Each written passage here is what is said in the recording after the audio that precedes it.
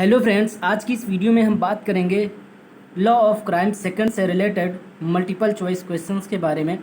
अगर आप हमारे चैनल पर पहली बार आए हैं तो चैनल को सब्सक्राइब कर लीजिए और नोटिफिकेशन पाने के लिए बेल ऑन कर लीजिए और अपने मित्रों के साथ, अपने फ्रेंड्स के साथ इस वीडियो को ज़्यादा से ज़्यादा शेयर करें ताकि आपके फ्रेंड्स लोग भी लॉ ऑफ क्राइम सेकंड के ऑब्जेक्टिव क्वेश्चंस की तैयारी अच्छे से कर सकें। तो चलिए अब हम क्वेश्चंस की बात करते हैं, तो हमारे साथ वीडियो में अंत तक बने रहिएगा। पहला क्वेश्चन कहता है कि दंड प्रक्रिया संहिता 1973 कब लागू हुआ?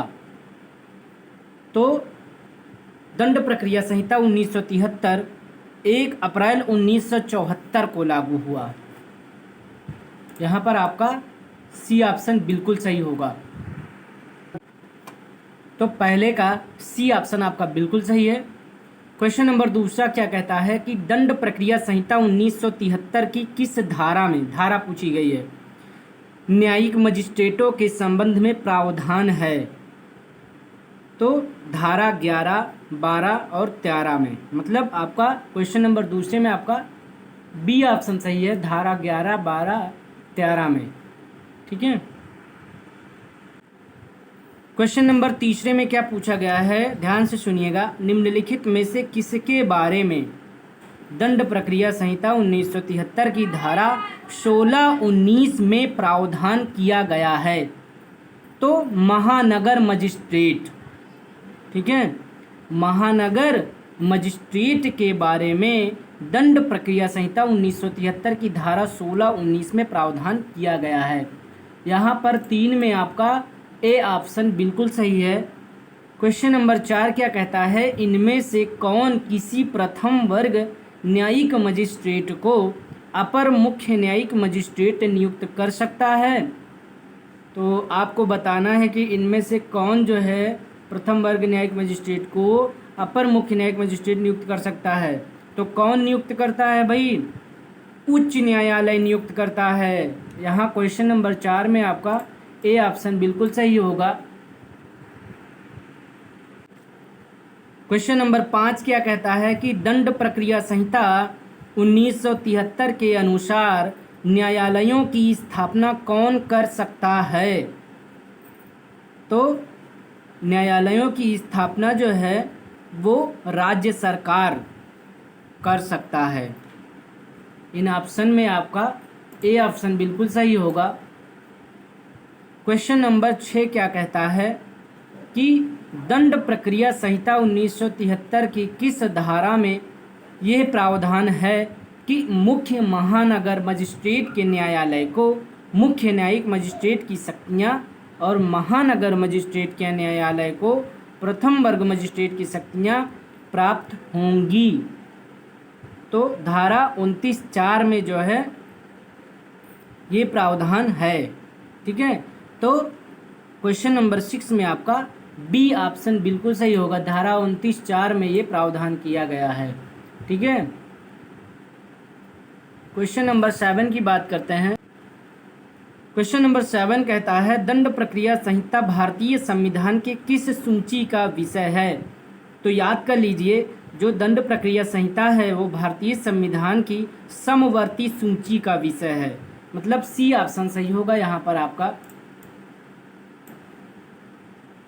क्वेश्चन नंबर 8 क्या कहता है, भारत के संविधान के किस भाग में राज्य के नीति निर्देशक सिद्धांतों का वर्णन किया गया है? ठीक है, किस भाग में राज्य के नीति निर्देशक सिद्धांतों का वर्णन किया गया है?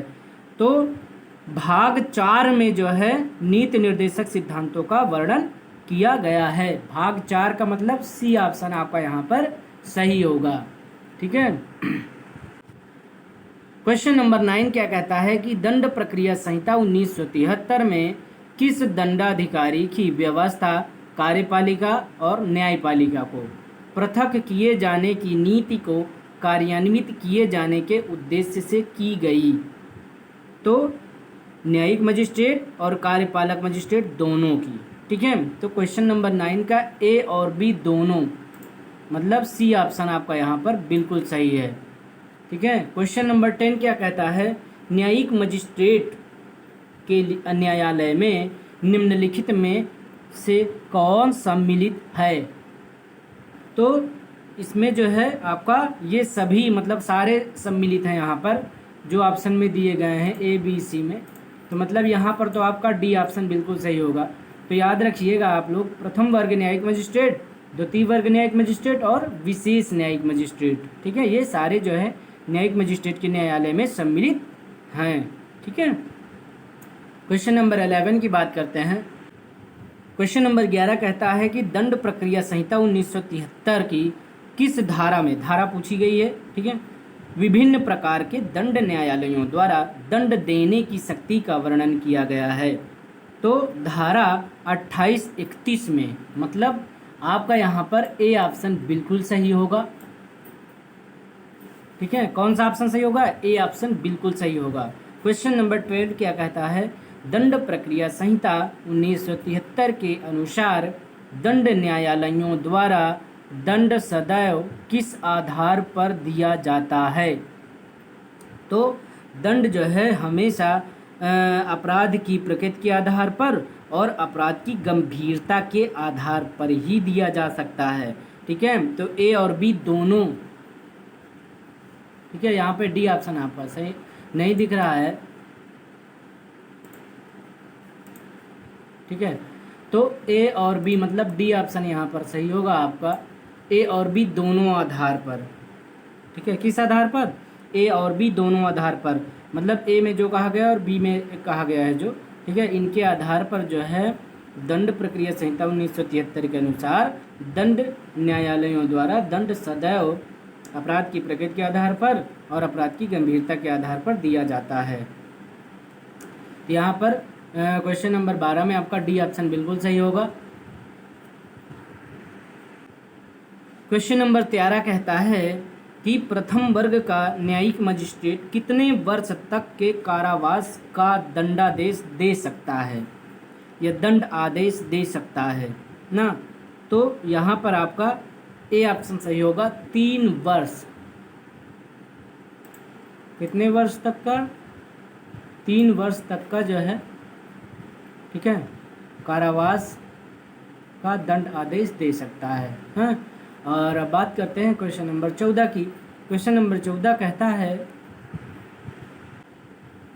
दंड प्रक्रिया संहिता 1973 में जमानती तथा गैर जमानती अपराधों का वर्गीकरण इनमें से किसके अंतर्गत किया गया है? तो दंड प्रक्रिया संहिता 1973 की प्रथम अनुसूची में, मतलब यहाँ पर आपका ए ऑप्शन सही होगा। क्वेश्चन नंबर 15 कहता है भारतीय संविधान के भाग 4 के किस अनुच्छेद में कार्यपालिका और न्यायपालिका को पृथक रखे जाने की नीति का उल्लेख किया गया है? तो क्वेश्चन नंबर 15 में आपका यहाँ पर बी ऑप्शन बिल्कुल सही होगा, अनुच्छेद 50 में, ठीक है। अनुच्छेद 50 में जो है कार्यपालिका और न्यायपालिका को पृथक रखे जाने की नीति का उल्लेख किया गया है। क्वेश्चन नंबर 16 कहता है द्वितीय वर्ग का न्यायिक मजिस्ट्रेट कितने वर्ष का कारावास या फिर अर्थदंड लगा सकता है? तो यहाँ पर 1 वर्ष का कारावास या 5,000 रुपये का अर्थदंड या दोनों, ठीक है। तो यहाँ पर आपका ए ऑप्शन सही होगा, 1 वर्ष का कारावास या फिर 5,000 का अर्थदंड या फिर दोनों, ठीक है। 1 वर्ष का कारावास भी दे सकता है, 5,000 का या फिर 5,000 का अर्थदंड दे सकता है, या फिर दोनों, कारावास भी और अर्थदंड भी, ठीक है। तो क्वेश्चन नंबर 16 का ए ऑप्शन बिल्कुल सही है। क्वेश्चन नंबर 17 कहता है दंड प्रक्रिया संहिता 1973 की किस धारा में असंज्ञेय अपराध को परिभाषित किया गया है? तो धारा 2 ठा में, इसमें धारा 2 ठा में, मतलब यहाँ पर आपका बी ऑप्शन बिल्कुल सही होगा, ठीक है। क्वेश्चन नंबर 18 क्या कहता है? क्वेश्चन नंबर 18 कहता है दंड प्रक्रिया संहिता 1973 की किस धारा में संज्ञेय अपराध को परिभाषित किया गया है?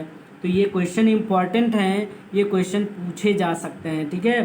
तो संज्ञेय अपराध को परिभाषित किया गया है धारा 2 में, ठीक है, धारा 2 में। यहाँ पर आपका सी ऑप्शन सही होगा।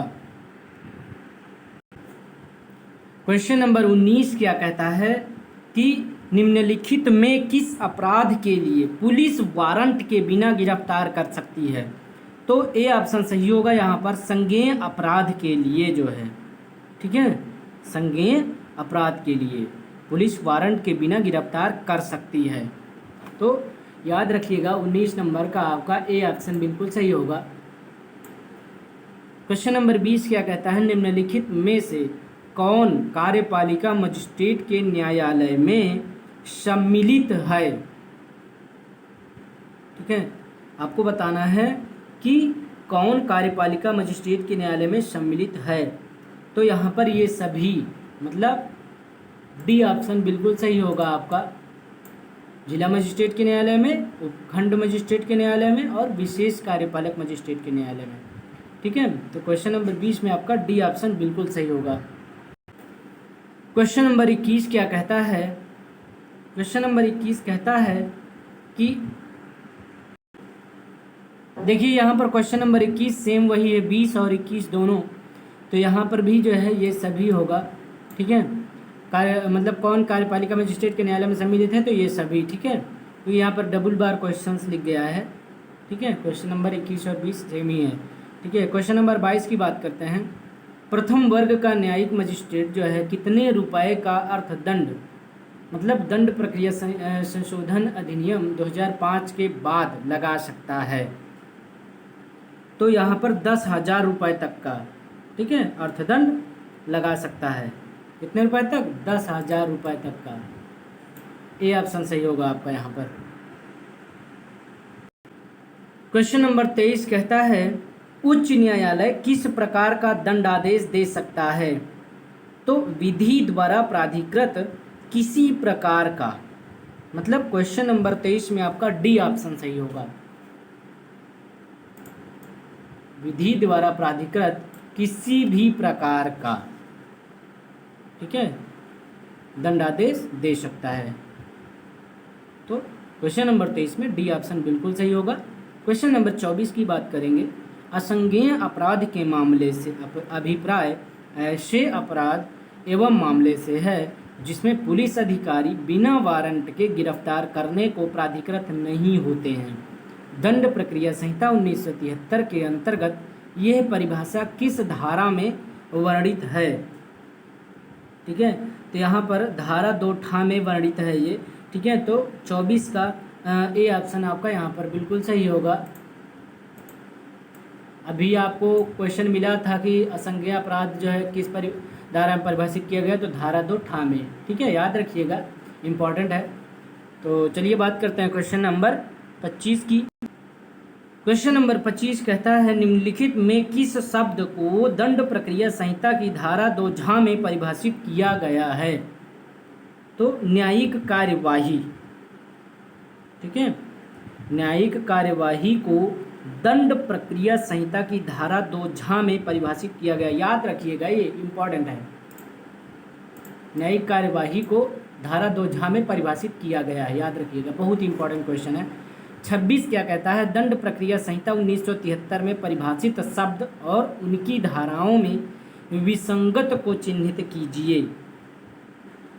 तो यहाँ पर आपका बी ऑप्शन सही होगा, असंज्ञेय अपराध धारा 3 का, असंज्ञेय अपराध धारा 3 का, मतलब बी ऑप्शन यहाँ पर आपका सही होगा। बात करते हैं क्वेश्चन नंबर 27 की।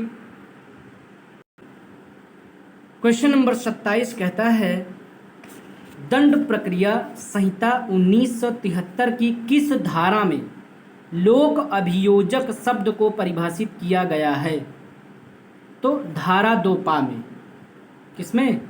धारा 2 में, मतलब ए ऑप्शन सही होगा आपका यहाँ पर, ठीक है। चलिए बात करते हैं क्वेश्चन नंबर 28 की। इंपॉर्टेंट क्वेश्चन है, दंड प्रक्रिया संहिता 1973 की किस धारा में, धारा पूछी गई है, अंतर्गत राज्य सरकार उच्च न्यायालय से परामर्श करके उच्च न्यायालय के लिए राज्य शासन की ओर से किसी अभियोजन अपील या फिर अन्य कार्यवाही के संचालन के लिए एक लोक अभियोजक नियुक्त कर सकता है। ठीक है, तो यहाँ पर सारे ऑप्शन नहीं दिख रहे हैं यहाँ पर आप। तो क्वेश्चन नंबर 28 में आपका यहाँ पर ए ऑप्शन बिल्कुल सही होगा, धारा 24 के अंतर्गत।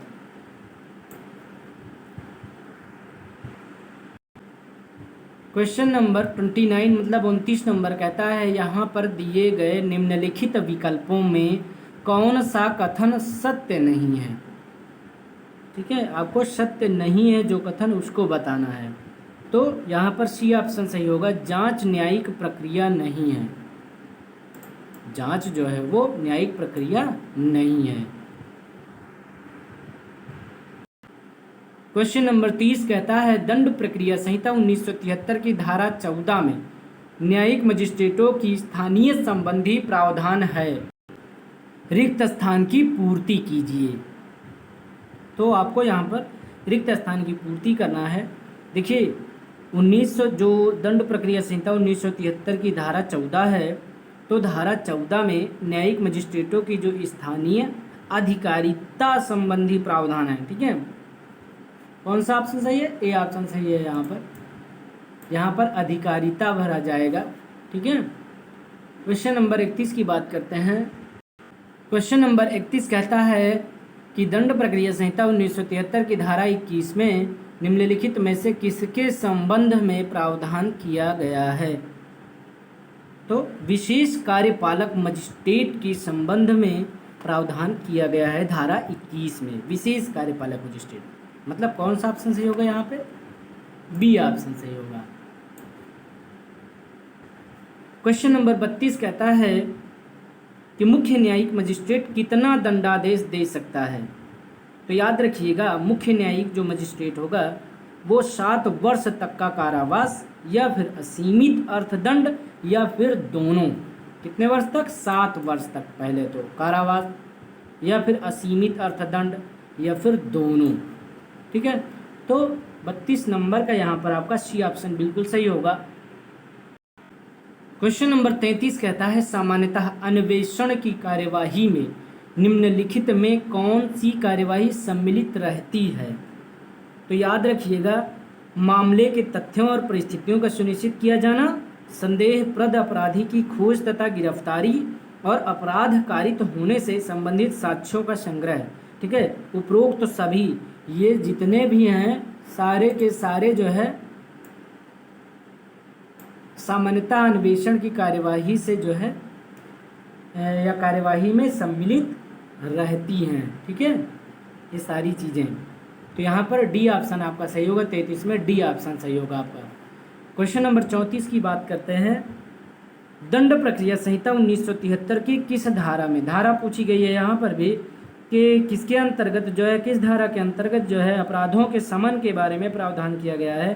तो याद रखिएगा, धारा 320 के अंतर्गत, धारा 320 के अंतर्गत। ठीक है, क्वेश्चन नंबर 35 कहता है संज्ञेय अपराधों के संदर्भ में कौन सा कथन सत्य है। तो यहाँ पर डी ऑप्शन सही होगा आपका, उपरोक्त सभी कथन सत्य हैं। मतलब संज्ञेय अपराध दंड प्रक्रिया संहिता 1973 की धारा 2 में परिभाषित है, बिल्कुल सही है। याद रखिएगा, संज्ञेय अपराध जो है दंड प्रक्रिया संहिता 1973 की धारा 2 में परिभाषित है, याद करिएगा, बहुत इंपॉर्टेंट है। संज्ञेय अपराध की प्रकृति गंभीर और संगीन होती है, बिल्कुल सही। संज्ञेय अपराधियों में पुलिस बिना वारंट के अभियुक्त को गिरफ्तार कर सकती है, बिल्कुल सही। तो इस क्वेश्चन में आपको 3-4 क्वेश्चन 5 क्वेश्चन इससे रिलेटेड आपको मिल जाएंगे। तो ये क्वेश्चन के सारे पॉइंट्स आप तैयार कर लीजिएगा, ए बी सी में जो कहा गया, मतलब डी ऑप्शन सही होगा, उपरोक्त सभी कथन सत्य हैं।